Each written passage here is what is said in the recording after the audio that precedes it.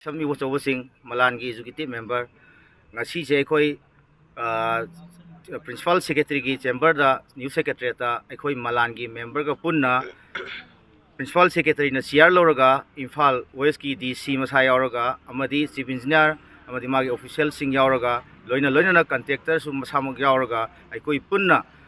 Principal Secretary na CR loraga meeting taujare meeting je tawra matung da akhoi makoina pirakpa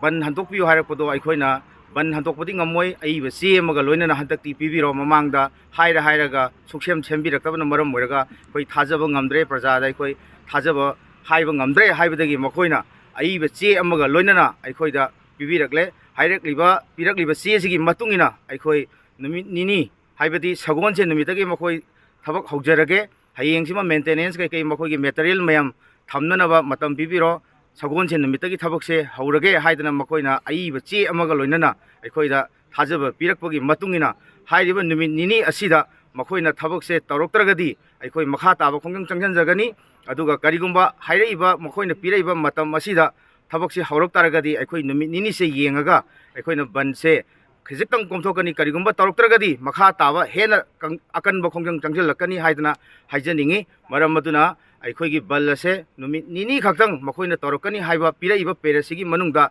torokpra haidana aikoini yengbo oina banje numit nini si khaktang komthok jagani sigi matungda thabak makha tana phajana toragadi koi matam pumbagi oina thabak tugi progress ki matungina bannasi komthok jagani haibase print media gi through da malan gi mohot sinjaraga ina haijari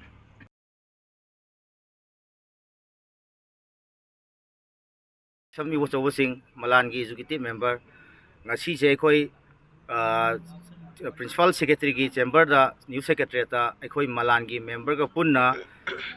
Principal Secretary na CR loraga Imphal West ki DC Masai yauraga amadi Chief Engineer amadi magi official sing yauraga loina na contractor sum masamag yauraga akhoi punna Principal Secretary na CR loraga meeting taujare meeting je tawra matungda akhoi makoina pirakpa